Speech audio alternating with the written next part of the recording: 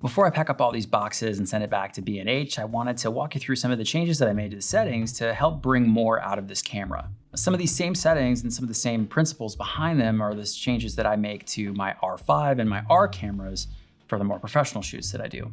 The first thing you're gonna wanna do is put the camera into FV mode.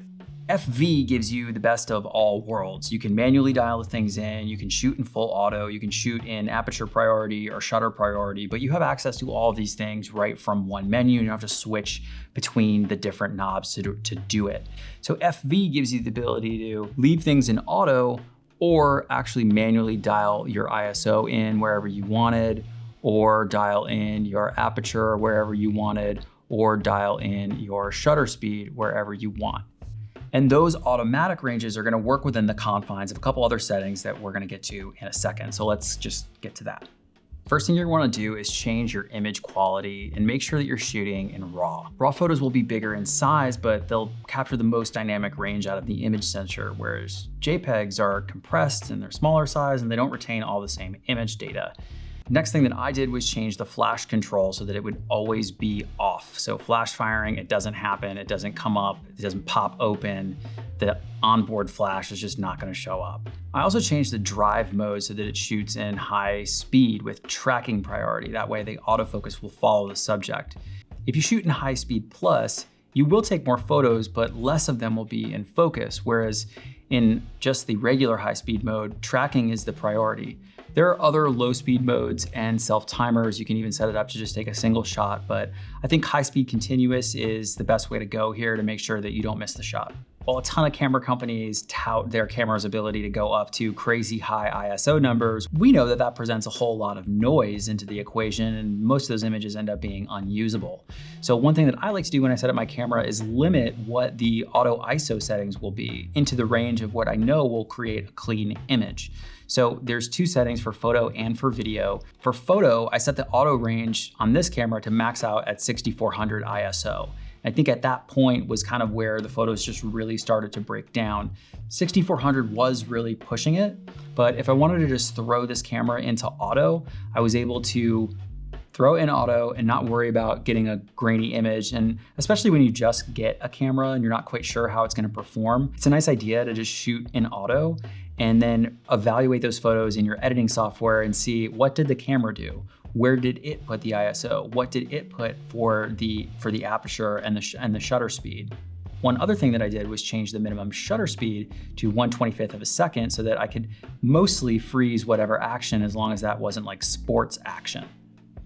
So crisp image, not too much noise from excess ISO, and I can just put it in auto and it'll know what those settings are. In video, I let it go a little bit further because we would have a lower shutter speed in video depending on the frame rate, and I let that go up to 12,800.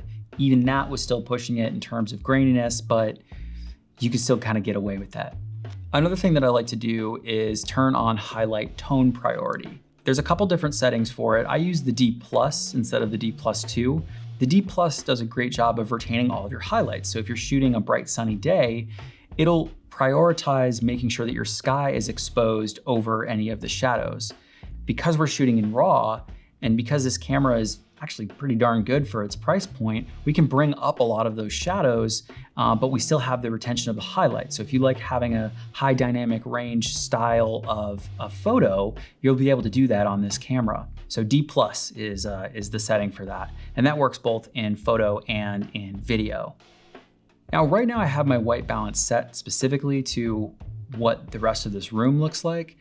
But for white balance, usually you can just keep it in auto, and you've got two options for white balance. There's a bunch of different pre-programmed settings for different lighting conditions, but if you're not quite sure what white balance is, or kind of haven't quite figured it out, it's totally safe to just leave it in auto. And you can either set it to white priority or to ambiance priority. Depending on what your shoot is for and how you plan on post-processing these things, make the choice that's best for you. I think ambiance priority is the most natural looking compared to kind of what your eyes see. So you can totally just leave it there on that. The last change I made on these menu settings was to enable anti-flicker shooting. If you've ever taken a photo and there's a whole bunch of lines in it afterwards, that's because your shutter speed was a little higher than what the flicker rate is on probably the LED lights that were in the room nearby. And when I'm not in a controlled environment, I don't know if those lights are gonna flicker or not. So it's just nice to be able to just keep it on enable. So there's my quick, easy settings to improve your photos out of your Canon M6 Mark II, or really any Canon camera these tips apply to. Now, as you learn more about your camera and you learn more about shooting, you can always go into full manual. But if you just wanna have an easy way to kind of get the best thing that you can get out of your camera without having to deal with the hassle of changing your settings every 5 seconds for every single photo, then these are the settings that are gonna enhance your automatic exposure experience and really make it look more like you dialed in the settings yourself. I've got a whole series of videos about the Canon M6 Mark II and some other lenses and accessories that go with it. So be sure to check out the rest of my channel so that you can see those videos. Thank you so much for coming along on this one. Thank you to B&H for sending out this loaner camera for me to check out and bring to you. And I'll see you in the next video.